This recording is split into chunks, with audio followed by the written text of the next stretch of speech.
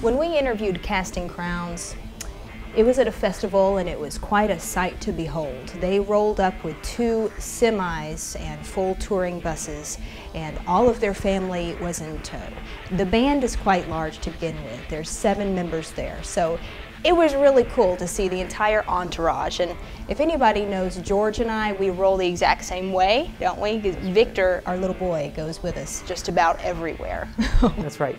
You know, Psalm 127 talks about how children are a blessing from the Lord. They're like arrows in the hands of a mighty warrior. And blessed is a man that has a quiver full. You know, children are such a blessing.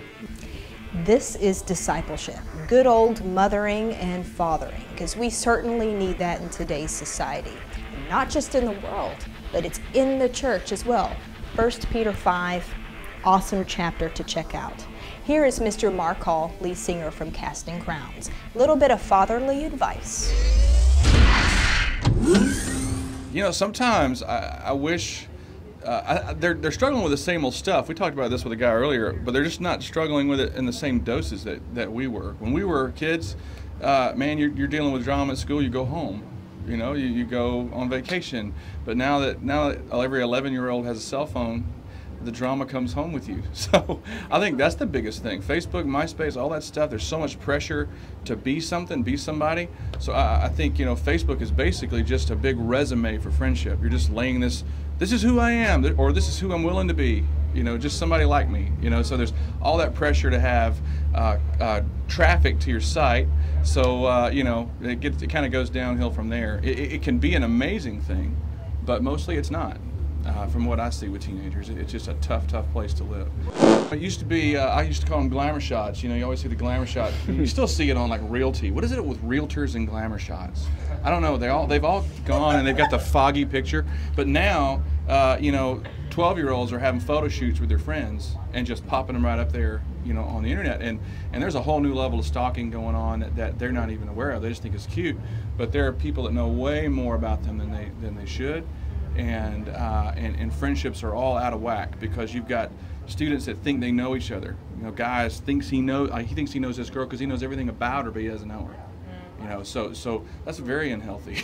And so now you've got, I know everything about you before I really know you, and then trying to have relationships inside of that. That's pretty tough stuff. And the rumor mill isn't even a mill anymore. It's just send. That's all it is. It doesn't even have to churn or get started or anything. So yeah, it's pretty messed up. Can be.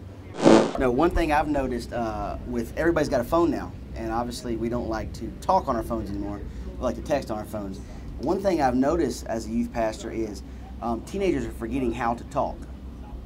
If you call one of your students on the phone, it's awkward.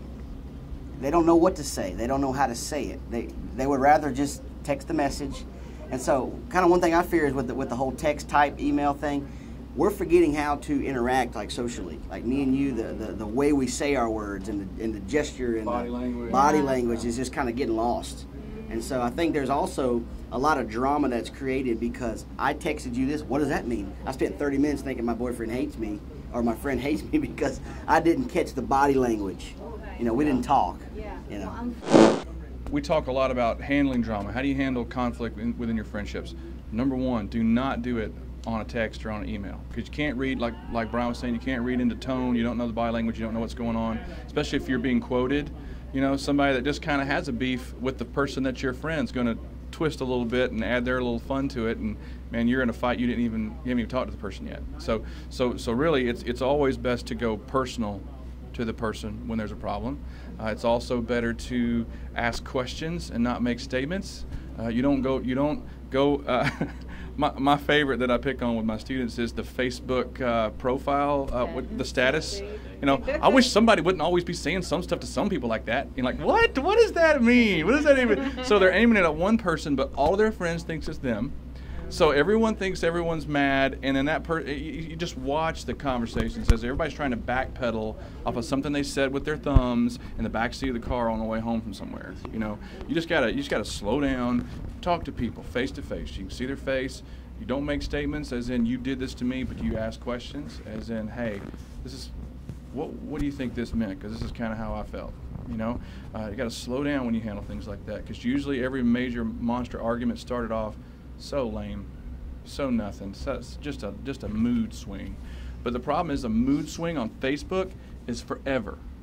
You know, I mean, everybody in this room is all said something dumb after a sigh.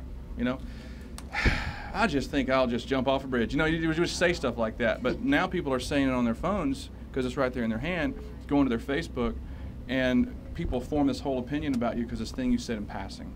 You know, you gotta count, instead of count to 10, count to 115 before you start putting things on your Facebook.